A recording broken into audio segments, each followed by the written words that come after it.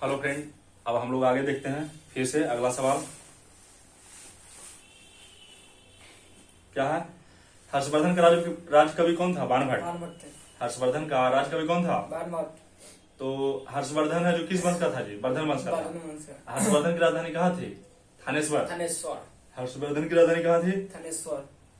और हर्षवर्धन 3 बुक लिखा था। कौन कौन बुक लिखा था? रत्नानंद है ना, रत्नावली, नागानंद है ना, कादम्बली। हाँ, इसको याद रखिएगा। हाइड्रोजन बम का आविष्कार कौन किया था? Edward Teller. ठीक है, हाइड्रोजन बम का आविष्कार कौन किया था? Edward Teller. और हाइड्रोजन बम है ना जो नाभिकीय संलयन पर काम करता है, तो सॉरी नाभिकीय विखंडन पर काम करता है ना, नाभिकीय संलयन नहीं, नाभिकीय विखंडन पर काम करेगा है ना। हाइड्रोजन बम का आविष्कार कौन किया था? Edward Teller. देखिए पूछा कि जो नाभिकीय विखंडन तो है अनियंत्रित नाभिकीय विखंडन, ये भी पूछा हुआ है, अनियंत्रित नाभिकीय विखंडन। ठीक है, अब विश्व स्वास्थ्य दिवस कब मनाया जाता है? 7 अप्रैल को है ना। विश्व देखिए यूएनओ नहीं, डब्ल्यूएचओ का स्थापना हुआ था जो 7 अप्रैल को हुआ था, इसलिए विश्व स्वास्थ्य दिवस मनाया जाता है 7 अप्रैल को। और डब्ल्यूएचओ का मुख्यालय कहाँ है? जिनेवा में है ना, वर्ल्ड हेल्थ ऑर्गेनाइजेशन का, विश्व स्वास्थ्य संगठन का है ना। दक्षिण अमेरिका में चारागाह को क्या कहते हैं? पंपास कहते हैं। देखिए दक्षिण अमेरिका में चारागाह पंपास है जो कहाँ है? अर्जेंटीना में, ठीक ना। और कंपास कहाँ है बाबू? ब्राजील में। कंपास कहाँ है? ब्राजील। हाँ, और पेरेरी घास का मैदान कहाँ है? उत्तरी अमेरिका में। पेरेरी घास का मैदान कहाँ? उत्तरी अमेरिका में। डाउन्स घास का मैदान कहाँ? ऑस्ट्रेलिया में है ना। अब बेल्ट कहाँ? अफ्रीका में। ये सब याद रखना, ठीक है, ये सभी पूछता है एग्जाम में। तो आगे देखते हैं। अब पंपास को अर्जेंटीना का हृदय कहते हैं। पंपास को अर्जेंटीना का हृदय कहते हैं, इसको याद रखिएगा। उसके बाद अब भारत में सर्वप्रथम स्वर्ण मुद्राएं हिंद यूनानियों ने चलाया था। सबसे पहले सोना का मुद्रा कौन चलाया था? हिंद यूनानियों ने चलाया था। यूनानियों नहीं है जो इंडिया को, भारत को क्या बोला था? इंडिया बोला था। ये सब बात याद रखना। हाँ, और उसके बाद है जो अब पूछेगा कि ये सीसा का सिक्का कौन चलाया था? तो सातवाहन। ये भी याद रखना, सीसा का सिक्का कौन चलाया था? सातवाहन। हाँ, हिंद यूनानी, ये स्वर्ण मुद्रा तो हिंद यूनानी चलाया था ये, लेकिन हिंद यूनानी शैली है जो क्या है? गांधार कला। इंडो ग्रीक कला को क्या कहते हैं? गांधार कला कहते हैं, इसको भी याद रखना। अब भारतीय राष्ट्रीय कांग्रेस के प्रथम मुस्लिम अध्यक्ष कौन थे? बदरुद्दीन तैयबजी है ना। प्रथम मुस्लिम अध्यक्ष कौन थे? बदरुद्दीन तैयबजी। अब प्रथम है जो महिला अध्यक्ष कौन थी? Annie Besant. अब प्रथम भारतीय महिला पूछेगा तो सरोजिनी नायडू। चलिए आगे। उसके बाद हो गया ये राज अफरनीति कौन चलाया था? लॉर्ड डलहौजी है ना, लॉर्ड डलहौजी चलाया था। कौन सी? राज अफरनीति। हाँ, ये गवर्नर जनरल थे लॉर्ड डलहौजी। लॉर्ड डलहौजी का कार्यकाल क्या था? 1848-1856, ठीक ना। लॉर्ड डलहौजी का कार्यकाल था 1848 से 1856। पूछता है, याद रखिएगा है ना। डलहौजी है जो के समय में ही सबसे पहले रेलवे लाइन चला था 16 अप्रैल 1853 को। 16 अप्रैल 1853 को सबसे पहला रेल लाइन चला था, 34 किलोमीटर चला था, मुंबई से थाने के बीच चला था, ठीक ना। हाँ, चलिए। और डलहौजी है जो अवध को बोला था चेरी बोला था। अवध राज था ना यूपी में, वो अवध को बोला था डलहौजी की भारत का ये चेरी है, ठीक ना। अवध को है जो जेम्स ऑटोट्रम याद रखना, जेम्स ऑटोट्रम की रिपोर्ट पर अवध को 1856 में हड़प लिया था लॉर्ड डलहौजी, ठीक ना। चलिए, उसके बाद है डलहौजी है जो डाक विभाग का स्थापना किया था, तार विभाग का स्थापना किया था, ठीक ना। रेल तो रेलवे किया था, सब बनाया था ना। उसके बाद आगे देखते हैं। और डलहौजी है जो शिमला को ग्रीष्मकालीन राजधानी बनाया था, याद रखना है सब। हाँ, उसके बाद आर्थिक अक्षय नीति है ना का प्रतिपादक कौन था? दादा भाई नौरोजी है ना। आर्थिक अक्षय नीति धन निष्कासन का सिद्धांत जिसको कहते हैं, कौन थे? दादा भाई नौरोजी है ना। दादा भाई नौरोजी रहनुमाई माजदायन सभा की स्थापना किए थे। रहनुमाई माजदायन सभा एक संस्था थी, उसका स्थापना किए थे दादा भाई नौरोजी, इसको भी याद रखिएगा, ठीक ना। और उसके बाद है जो 1887 में भारतीय सुधार समिति की स्थापना किए थे लंदन में, इसको भी याद रखिएगा। 1887 में भारतीय सुधार समिति कहाँ? लंदन है ना। कौन किए थे? दादा भाई नौरोजी। राज्यसभा में मनोनीत सदस्यों की संख्या कितना होता है? 12।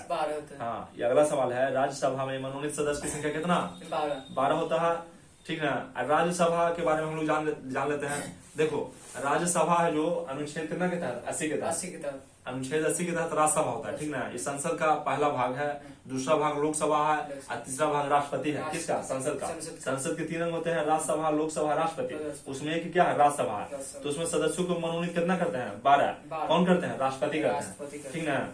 तो उसके बाद है राज्यसभा देख लिए। और राज्यसभा के बारे में हम लोग देख रहे हैं कि राज्यसभा है ना, राज्यसभा का कार्यकाल कितना साल? राज्यसभा के सदस्य का 6 साल है ना। राज्यसभा का विभाग नहीं होता, राज्यसभा के सदस्य का कार्यकाल 6 साल होता है ना। 2/3 सदस्य 2/3 सदस्य है ना, प्रति 2 साल पर क्या होते हैं? रिटायर होते रहते हैं। इसको याद रखिएगा, ठीक है। अनुच्छेद 312 के तहत, अनुच्छेद 312 के तहत है ना, नहीं रिटायर नहीं होता। अनुच्छेद 312 के तहत राज्यसभा अखिल भारतीय सेवा का सृजन करता है, अखिल भारतीय सेवा का गठन करता है अनुच्छेद 312 के तहत राज्यसभा, ठीक है। ये वो सवाल पूछता है कि कौन कौन है जो सदस्य थे जो राज्यसभा के थे और बाद में प्रधानमंत्री बने, है ना। तो इसको याद रखिएगा, 4 गो थे। इंदिरा गांधी थे, मनमोहन सिंह थे, एच डी देवगौड़ा थे, है ना। एक और कौन है वो?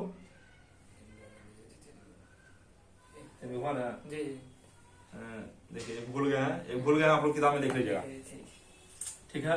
राज्यसभा देख लिए, राज्यसभा देख लेना। अगला है सुंडा जलडमरुमध्य जावा तथा सुमात्रा के बीच स्थित है। कौन जलडमरुमध्य है? सुंडा। जावा और सुमात्रा किसके बीच है? जावा और सुमात्रा के बीच है ना। राष्ट्रीय आय का आकलन केंद्रीय सांख्यिकी संगठन करता है। राष्ट्रीय आकलन कौन करता है? केंद्रीय। हाँ, इसको CSO कहते हैं, है ना। लेकिन CSO अब है जो क्या हो गया? NSO हो गया, है ना। पहले सेंट्रल स्टैटिस्टिकल ऑर्गेनाइजेशन था, केंद्रीय सांख्यिकी संगठन था। उसका गठन 1950 में हुआ था, है ना। उसको खत्म करके अब NSO कर दिया। हाँ, राष्ट्रीय है जो क्या कर दिया? सांख्यिकी संगठन कर दिया। 2019 में इसका गठन हुआ है NSO का, है ना। इस CSO का 1950 में हुआ था, ठीक ना। चलिए, गांधी समझौता कब हुआ था बाबू बताओ? 1931 में। हाँ, 5 मार्च 1931 में गांधी में समझौता हुआ था। चलिए, तो गांधी में समझौता हुआ था, इसको दिल्ली समझौता भी कहते हैं जी, याद रखिएगा। दिल्ली समझौता भी इसको कहते हैं, किसको? गांधी में समझौता को, है ना। गांधी और इरविन को 2 महात्मा कौन बोले थे? बोलिए, है ना। गांधी उनको 2 महात्मा कौन बोला था? सरोजिनी नायडू। हाँ, गांधी उनको 2 महात्मा कौन बोला था? सरोजिनी नायडू। हाँ, यही गांधी इरविन समझौता के बाद गांधी जी क्या किए थे? सविनय अवज्ञा आंदोलन को स्थगित कर दिया, है ना। और कांग्रेस के, है ना, जो ये गोलमेज सम्मेलन हुआ था वहाँ लंदन में हुआ था, दूसरा गोलमेज सम्मेलन हुआ था लंदन में। दूसरा गोलमेज सम्मेलन में भाग लेने के लिए गांधी जी गांधी इरविन समझौता के बाद क्या हुए थे? राजी हो गए, है ना। चलिए, ये हो गया। और ये सवाल आता है कि गांधी इरविन समझौता के बाद क्या हुआ था? तो गांधी जी है जो, है ना, दूसरे गोलमेज सम्मेलन में भाग लेने के लिए कांग्रेस के प्रतिनिधि के रूप में गए थे। कहाँ गए थे? लंदन गए थे, है ना। और सविनय अवज्ञा आंदोलन को क्या किए थे? वापस लौटा लिया थे, ठीक है। इसको दिल्ली समझौता भी कहते हैं। गांधी इरविन समझौता को क्या कहते हैं? दिल्ली समझौता। चलिए, अब विश्व बैंक का मुख्यालय कहाँ बाबू? वाशिंगटन डीसी में, है ना। विश्व बैंक का मुख्यालय कहाँ? Washington DC. हाँ, योजना का अध्यक्ष कौन होता है? प्रधानमंत्री। देखिए, योजना पहले था, है ना, लेकिन अब क्या हो गया? नीति आयोग आ गया। योजना को खत्म कर दिया गया है, नीति आयोग आ गया है। उसके हेड कौन होता है? प्रधानमंत्री होता है। प्रधानमंत्री के बारे में याद रखना, आर्टिकल, है ना, 70 कितना रे? 75, है ना। आर्टिकल 75 अनुच्छेद 75 क्या होता है? प्रधानमंत्री होता है, ठीक ना। प्रधानमंत्री, है ना, प्रधानमंत्री मंत्रिपरिषद का टोटल बात को राष्ट्रपति के पास पहुंचाता है। अनुच्छेद 78 कहता है, इसको याद रखना। अनुच्छेद 78 मतलब प्रधानमंत्री और ये राष्ट्रपति क्या करते हैं? संवाद करते हैं। किसके लिए? मंत्रिपरिषद के लिए संवाद करते हैं। ये हो गया, है ना, प्रधानमंत्री हो गया। चलिए, अच्छा, प्रधानमंत्री के बारे में एक और शब्द है, बात वाक्य है कि प्रधानमंत्री अगर त्याग पत्र देता है तो संपूर्ण मंत्रिमंडल को त्याग पत्र देना पड़ता है ना। हाँ, संपूर्ण मंत्रिमंडल को त्याग पत्र देना पड़ता है। कब? जब प्रधानमंत्री त्याग पत्र देते हैं, ठीक ना। और प्रधानमंत्री लोकसभा में बहुमत दल का क्या होता है? नेता होता है, इसको याद रखना, ठीक है। चलिए आगे, है ना। उसके बाद है जो अर्थशास्त्र के जनक कौन थे? Adam Smith. हाँ, अर्थशास्त्र के जनक थे एडम स्मिथ। पूंजीवादी अर्थव्यवस्था के जनक थे, ठीक ना। एडम स्मिथ थे जो पूंजीवादी अर्थव्यवस्था थे, है ना। इनको अर्थशास्त्र का जनक कहा जाता है, लेकिन पूंजीवादी अर्थशास्त्र का जनक थे कौन? एडम स्मिथ, है ना। और समाजवादी अर्थव्यवस्था के जनक कौन थे? कार्ल मार्क्स, है ना। समाजवादी अर्थव्यवस्था के जनक कौन थे? कार्ल मार्क्स थे। एडम स्मिथ का जो बुक भी है, ध्यान नहीं आ रहा, लेकिन हम बताएंगे बाद में कभी। अब देखिए, शिक्षा हो गया बाबू। शिक्षा किस सूची का विषय है? समवर्ती सूची का। हाँ, समवर्ती सूची है जो, है ना, संविधान के 7वें सूची में है। संविधान के 7वें सूची में राज्य सूची है, संघ सूची है, समवर्ती सूची है। तो शिक्षा जो समवर्ती सूची का विषय था हो गया, ठीक ना। और समवर्ती सूची संविधान में कहां से लिया गया? ऑस्ट्रेलिया से लिया गया, ठीक है। शिक्षा देखो, शिक्षा जो समवर्ती सूची में डाला गया है किस संविधान संशोधन के तहत? 42वां संविधान संशोधन, इसको याद रखना। 42वां संविधान संशोधन के तहत शिक्षा को डाला गया किसमें? समवर्ती सूची, ठीक ना। अच्छा, आज शिक्षा को है जो मौलिक अधिकार बनाया गया था किस संविधान संशोधन के तहत? 86वां संविधान संशोधन 86, हाँ 86 कॉन्स्टिट्यूशन अमेंडमेंट एक्ट, है ना। उसके अंतर्गत 86वां संविधान संशोधन के अंतर्गत शिक्षा को, है ना, मौलिक अधिकार बना दिया गया था आर्टिकल 21 के तहत। आर्टिकल 21 में जोड़ा गया था और मौलिक अधिकार बनाया गया था, ठीक ना। चलिए आगे। उसके बाद हो गया इंडिया हाउस लंदन में है। इंडिया हाउस कहाँ है? लंदन में है ना। इसका स्थापना कौन किया था? Shyamji Krishna Verma. India house London में है, इसका स्थापना श्यामजी कृष्ण वर्मा किया था 1905 ईस्वी में। इसको ख्याल रखिएगा, है ना। इंडिया हाउस लंदन में है, ठीक है। लाफिंग गैस का रासायनिक नाम क्या है? Nitrous oxide. हाँ, लाफिंग गैस का रासायनिक नाम क्या है? Nitrous oxide, N2O। इसको हंसाने वाला गैस कहते हैं, है ना। आगे है, अब भारत में बैंकों का पहली बार राष्ट्रीयकरण कब हुआ था बाबू? 1969 में हुआ था, है ना। भारत में बैंकों का पहली बार राष्ट्रीयकरण हुआ था, नेशनलाइजेशन ऑफ बैंकिंग, है ना, हुआ था 1969 में हुआ था, इंदिरा गांधी के समय में हुआ था, ठीक ना। पहली बार है जो 14 बैंकों का राष्ट्रीयकरण किया गया था, ठीक ना। और उसके बाद है जो ये हो गया, बैंक हो गया। अच्छा था, बताइए बैंक सुधार से संबंधित समिति को बताइए। बैंक सुधार से संबंधित समिति नरसिम्हा समिति, हाँ नरसिम्हा समिति बैंकिंग सुधार है। ग्राहक सेवा सुधार समिति है ये भाई, ग्राहक सेवा सुधार समिति है। गौरवपुरिया समिति, हाँ गौरवपुरिया समिति हो गया। अब मुद्रा राक्षस के लेखक कौन है? विशाखा दत्त। मुद्रा राक्षस के लेखक हैं विशाखा दत्त। मुद्रा राक्षस में याद रखना, मुद्रा राक्षस में है जो चंगुत मौर्य को निम्न वंश का कहा गया है ना। चंगुत मौर्य को निम्न वंश का कहा गया है, उसे कुलहीन कहा गया है। सवाल पूछा हुआ है ना, कि किस पुस्तक में चंद्रगुप्त मौर्य को कुलहीन कहा गया है, निम्न वंश का कहा गया है ना? तो मुद्रा राक्षस में। इसके लेखक कौन थे? विशाखा दत्त। अब देखिए, रूसी क्रांति 1917 में है ना। रूसी क्रांति 1917 में, है ना। इसको बोल्शेविक क्रांति भी कहते हैं, है ना। 1917 में हुआ था, रूस में क्रांति हुआ था, इसको बोल्शेविक क्रांति भी कहते हैं, है ना। रूस में कौन था बताओ? हाँ, जार निकोलस था। रूस का राजा जार था, जार निकोलस था, ठीक ना। अब आगे देखते हैं बाबू। उसके बाद लोकसभा में किसी विधेयक को धन विधेयक के रूप में कौन प्रमाणित करता है? अध्यक्ष, है ना। लोकसभा में कोई विधेयक धन विधेयक है या नहीं, इसका है जो निर्णय कौन देता है? लोकसभा अध्यक्ष देते हैं, ठीक ना। लोकसभा अध्यक्ष देते हैं। अब देखिए, लोकसभा अध्यक्ष अनुच्छेद कितना के तहत होता है? सवाल पूछता है, तो याद रखिएगा, अध्यक्ष लोकसभा का और उपाध्यक्ष अनुच्छेद 93। अध्यक्ष और उपाध्यक्ष लोकसभा का अनुच्छेद 93 याद रखना, ठीक ना। लोकसभा अध्यक्ष संयुक्त अधिवेशन का क्या करते हैं? अध्यक्षता करते हैं, इसको भी याद रखना, ठीक ना। कितना के तहत? अनुच्छेद 108 नहीं, संयुक्त अधिवेशन की अध्यक्षता लोकसभा अध्यक्ष को 118 के तहत करते हैं, है ना। हो गया कि नहीं हो गया? उसके बाद मोनाजाइट किसका है? थोरियम का। मोनाजाइट किसका है बाबू? थोरियम का, है ना। और थोरियम कहाँ पाया जाता है? केरल में, है ना। थोरियम कहाँ पाया जाता है? केरल में। चलिए आगे है, इंग्लैंड के प्रथम प्रधानमंत्री कौन थे? Robert Balfour. इंग्लैंड के प्रथम प्रधानमंत्री कौन थे? Robert Balfour. हाँ, अब इंग्लैंड के बारे में देख लो, गुलाबों का युद्ध कहाँ हुआ था? इंग्लैंड में हुआ था, है ना। सबसे पहले औद्योगिक क्रांति कहाँ हुई थी? इंग्लैंड में, है ना। चलिए, इंग्लैंड ऐसा देश है जो सभ्य पर राज किया, खाली नेपाल के छोड़ के, इसको याद रखना, ठीक ना। चलिए, उसके बाद है जो, है ना, ये अच्छा एक सवाल और है कि जब है जो ये भारत जब आजाद हो रहा था, उस समय जो इंग्लैंड के राजा कौन थे? क्लेमेंट इटली, इसको याद रखना, है ना। भारत आजाद हो रहा था उस समय इंग्लैंड के राजा कौन थे? क्लेमेंट इटली, ठीक है। अब प्रथम विश्व युद्ध के दौरान है जो इंग्लैंड के राजा कौन थे? इंग्लैंड के प्रधानमंत्री रॉबर्ट बालफोर, नहीं, जॉर्ज लॉयड, हाँ। चलिए, आज द्वितीय विश्व युद्ध के समय कौन थे? विंस्टन चर्चिल, हाँ। द्वितीय विश्व युद्ध के समय है जो इंग्लैंड का प्रधानमंत्री विंस्टन चर्चिल था, ठीक ना। इसको याद रखना। आजाद हिंद फौज का गठन 1942 में कौन किया था बाबू? सुभाष चंद्र बोस, नहीं। आजाद हिंद फौज का गठन रास बिहारी बोस किया था, हाँ। आजाद हिंद सरकार का सुभाष चंद्र बोस किए थे। सरकार आ जाएगा तो क्या हो जाएगा? सुभाष चंद्र बोस। अब फौज आ जाएगा तो रास बिहारी बोस। लेकिन आजाद हिंद फौज का प्रधान सेनापति सुभाष चंद्र बोस को बनाया गया था, इसको याद रखना। हाँ, तो याद रखो आजाद हिंद फौज का गठन 1942 में कौन किए थे?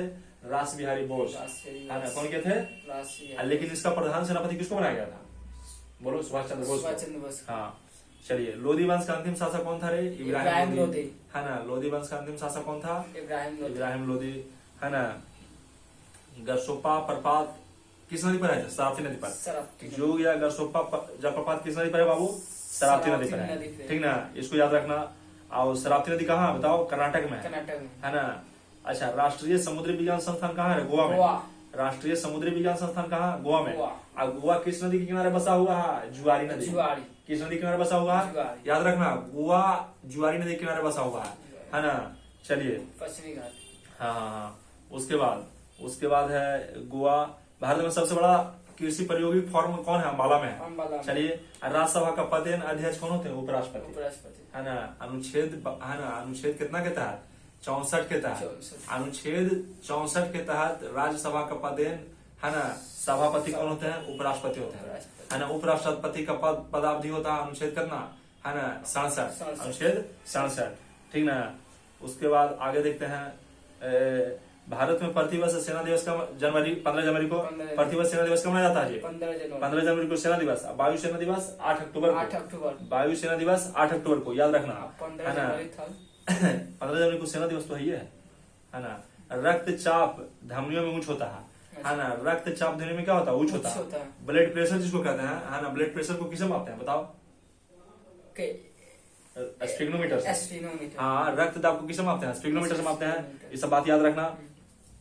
चक्रवात निम्न दाब के कारण से आता है। देखो, चक्रवात आता है ना बाबू, ये चक्रवात है। ऐसे मान ले कि जहाँ खाली जगह रहेगा ना, जहाँ हवा नहीं रहेगी, वहां के हवा भरेगा तेजी से, ठीक ना।